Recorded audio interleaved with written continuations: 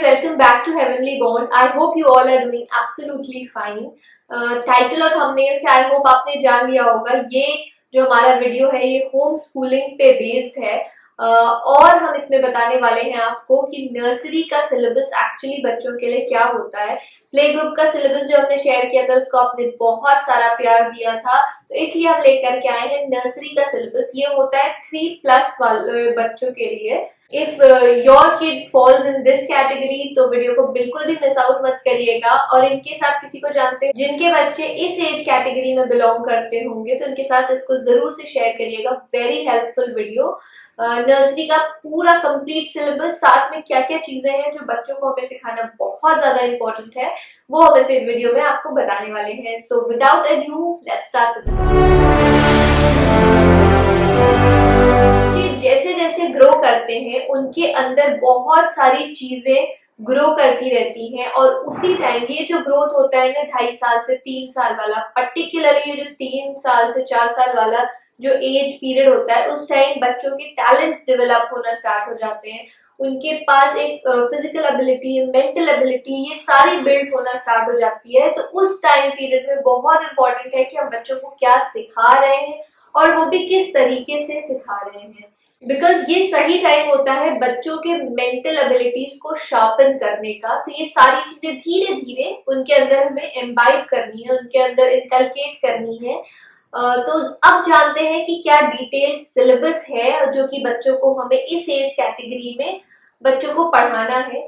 ये कोई मैंडेट नहीं है कि इस एज कैटेगरी में बच्चों को इतना आना ही आना चाहिए। अगर आपके बच्चों को पहले से ये सारी चीजें आती हैं तो ऑल द मोर गुड, उन्हीं को रिवाइज कराइए, प्रैक्टिस कराइए, कुछ नई चीजें सिखाइए। और इन केस नहीं सीख रहे हैं तो बच्चे धीरे धीरे सीखते हैं। कुछ बच्चे थोड़े जल्दी सीख जाते हैं, कुछ बच्चों को थोड़ा सा टाइम एक्स्ट्रा लग जाता है, तो that is not a problem. आप धीरे धीरे बच्चों को सारी चीजें सिखाते रहें। तो सबसे पहले हम बात करते हैं कि क्या क्या सब्जेक्ट्स हैं जो इस एज ग्रुप में बच्चों को हमें पढ़ाना स्टार्ट करना चाहिए, जो स्कूल में भी सिखाया जाता है। और इनकेस आप होम स्कूलिंग कर रहे हो तो ये आपको सिलेबस फॉलो करना है, ये सब्जेक्ट्स फॉलो करने हैं। तो starting with English, then maths, Hindi, इसके साथ ही जनरल अवेयरनेस। एक बड़ी एज में जाके जनरल अवेयरनेस सीखना इज नॉट डन।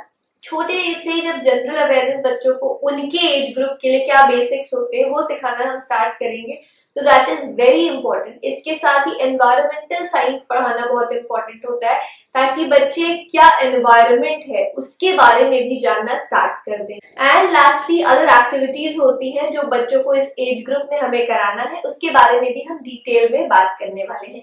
तो टू स्टार्ट विद, जो हमने सबसे पहले बताया था इंग्लिश। इंग्लिश में क्या क्या सिलेबस होता है जो इस कैटेगरी ऑफ एज में बच्चों को आना चाहिए। सबसे पहले pre writing strokes. Pre writing strokes बच्चों को सिखाने में का टाइम होता है ये, बिकॉज इस टाइम बच्चों को कैसे पर्टिकुलरली आप पेंसिल्स पकड़ते हैं वो सिखाना है।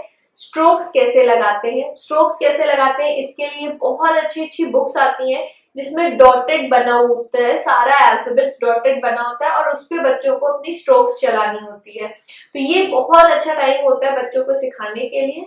और धीरे धीरे धीरे धीरे फिर हम 4 लाइन वाली कॉपीज पे आ जाते हैं जिसमें बच्चे इंग्लिश लिखना स्टार्ट करते हैं। बट हमें स्टार्ट हमेशा वो डॉटेड वाली जो बुक्स आती हैं उनमें करना चाहिए, ताकि बच्चों को स्ट्रोक्स लगाना आ जाए। सेकेंडली कैपिटल लेटर्स बच्चों को लिखना आ जाना चाहिए, और पढ़ना तो हमने प्री नर्सरी में ये चीजें डिस्कस कर ली थी। और अब इस कैटेगरी में A to Z बच्चों को लिखना आ जाना चाहिए जब तक बच्चे 4 साल के हो जाते हैं। बट फिर से मैं वही कहूंगी कि बिल्कुल भी प्रेशराइज नहीं करना है बच्चों को, इन केस वो इजीली सीख लेते हैं। बट हमें रेगुलर प्रैक्टिस कराते रहना बहुत ज्यादा इम्पोर्टेंट होता है।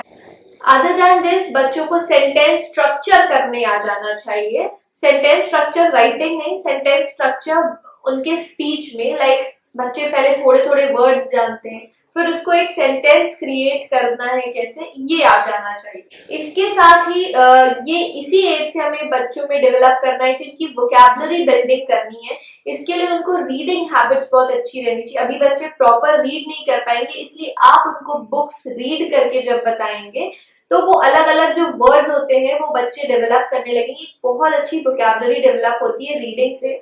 सबसे अच्छा होता है जैसे बच्चे धीरे धीरे ग्रो होने लगे तो आप उनको न्यूज़पेपर्स पढ़ाना अगर स्टार्ट करेंगे तो सबसे अच्छी वोकैबुलरी इससे डेवलप होती है।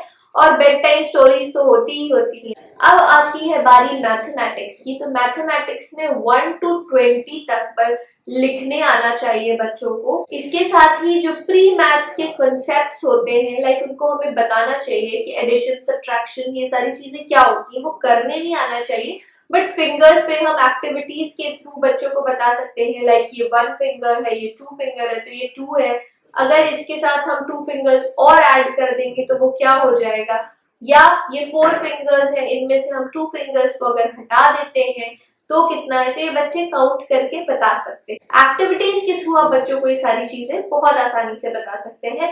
और एक्टिविटीज के थ्रू बच्चों को कैसे बताना है, इसके ऊपर हमने काफी वीडियोस किए हुए हैं, इंडोर एक्टिविटीज, आउटडोर एक्टिविटीज, आप उसको जरूर से चेकआउट करिएगा, आपको काफी ज्यादा हेल्प मिलेगी।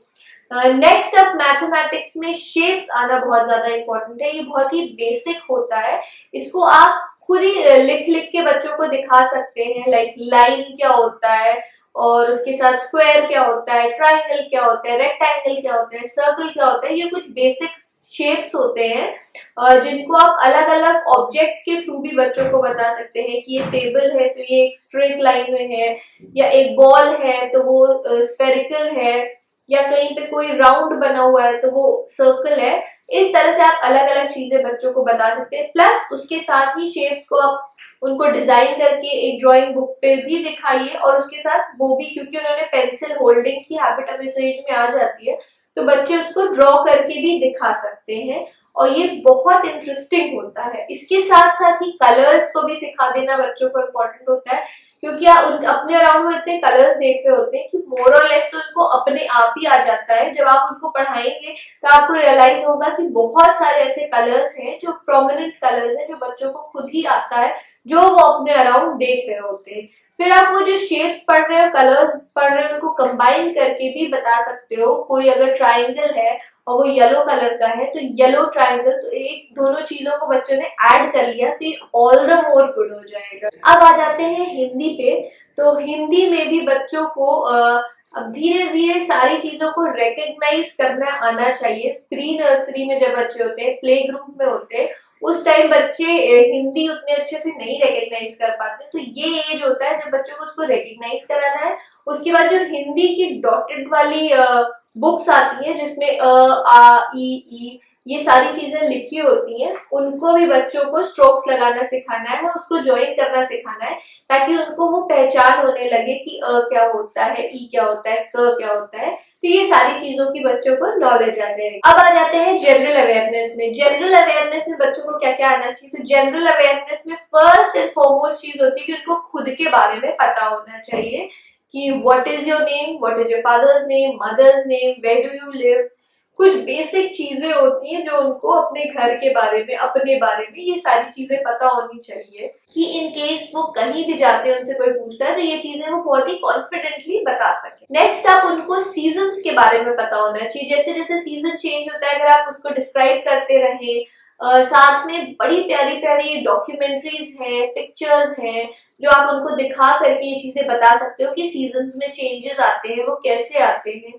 लाइक एसी कूलर कब चलता है, फैन कब चलता है, और ठंडियां आ जाती हैं, हम स्वेटर्स कब पहनते हैं। तो अलग अलग चीजों को डिपिक्ट करके आप उनको बता सकते हो सीजन्स के बारे में। नेक्स्ट अब बच्चों को पता होना चाहिए ट्रांसपोर्टेशन के बारे में। ट्रांसपोर्टेशन हमारी लाइफ में बहुत ही इंपॉर्टेंट रोल प्ले करता है। धीरे धीरे बच्चे अपने अराउंड बहुत सारी चीजें देखते हैं, बहुत सारे ट्रांसपोर्टेशन के मोड्स देखते हैं, तो आप उनके थ्रू बच्चों को अलग अलग ट्रांसपोर्टेशन मोड्स को बता सकते हैं, एक्सप्लेन कर सकते हैं। लाइक कार हो गया, साइकिल हो गया, और कौन सी चीज कैसे चलती है, किसमें कितने व्हील्स होते हैं, कौन सी 2 व्हीलर है, 3 व्हीलर है, 4 व्हीलर है।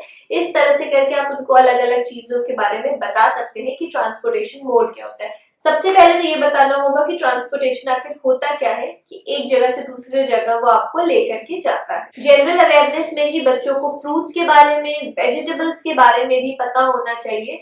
पर्टिकुलरली आपको अलग से पढ़ाना नहीं पड़ेगा। जब आप जो चीजें यूज कर रहे हैं आप उसी टाइम पे बच्चों को वो चीजें सिखा सकते हैं और पढ़ा सकते हैं, क्योंकि जो प्रैक्टिकल नॉलेज होती है वो सबसे बेस्ट तरीका होता है। इसके साथ ही बहुत अच्छी अच्छी बुक्स भी होती हैं जो अवेलेबल होंगी, आप अमेजोन वगैरह से आराम से परचेज कर सकते हो, जिसमें ये सारी चीजें अलग अलग, जैसे फ्रूट्स के ऊपर एक अलग बुक होगी, वेजिटेबल्स के लिए अलग बुक होगी, तो उसमें अलग अलग सारी चीजें मेंशन की हैं। कलरफुल पिक्चर्स देख के बच्चे और अट्रैक्ट होते हैं और उन चीजों को बहुत आसानी से सीख सकते हैं। लास्टली, जनरल अवेयरनेस में बच्चों को एनिमल्स के बारे में भी पता है। बच्चे एनिमल्स से बहुत ज्यादा खुश होते हैं, बहुत बच्चों को एनिमल्स के बारे में पढ़ना बहुत अच्छा लगता है।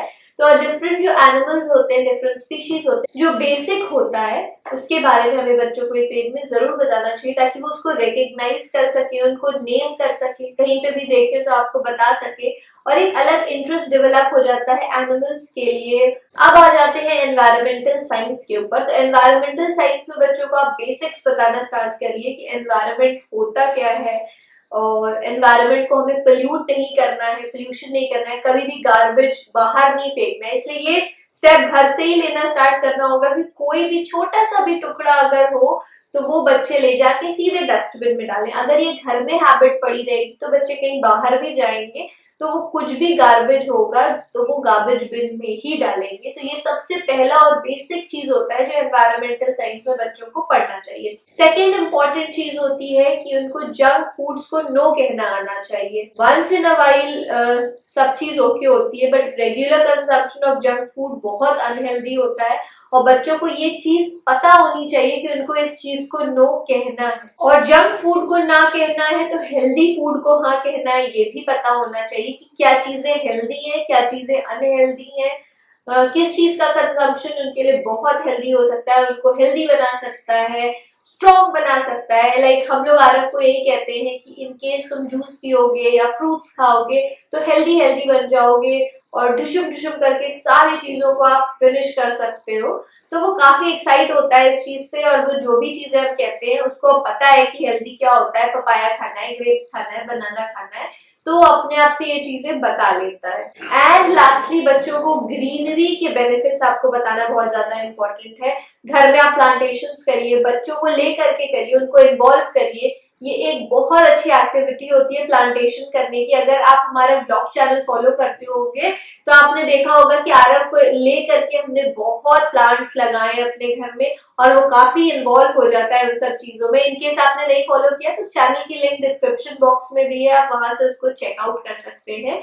तो ग्रीनरी के बारे में बताना बहुत ज्यादा इंपॉर्टेंट होता है कि ग्रीनरी इंपॉर्टेंट क्यों होती है, प्लांट्स की क्या इंपॉर्टेंस होती है हमारी लाइफ में, और आप देखेंगे कि बच्चे धीरे धीरे ये इंटरेस्ट डेवलप करने लगेंगे। तो बस ये सारी चीजें हैं जो बच्चों को आप सिखा सकते हो इस एज ग्रुप में। इन केस कुछ एक्स्ट्रा चीजें हैं जो मैंने शायद मिस आउट कर दी होंगी तो उसको आप कमेंट सेक्शन में जरूर मेंशन करिएगा, हम भी जानना चाहेंगे और पूरी कम्युनिटी, ताकि कमेंट सेक्शन पढ़ के भी जो चीजें एडिशनल है वो वहां पर हम जान जाए। आई होप आपको इस वीडियो से हेल्प मिली होगी। हेल्प मिली हो तो प्लीज लाइक करिएगा और सभी के साथ शेयर करिएगा जो पेरेंट्स हैं जिनके बच्चे इस एज कैटेगरी को बिलोंग करते हैं। आई एम श्योर हेल्प जरूर मिलने वाली है। कमेंट सेक्शन में अपनी क्वेरीज भी डालिएगा और उसके साथ साथ अपना प्यार भी हमें देते रहिएगा। Bye bye guys, stay blessed and stay safe.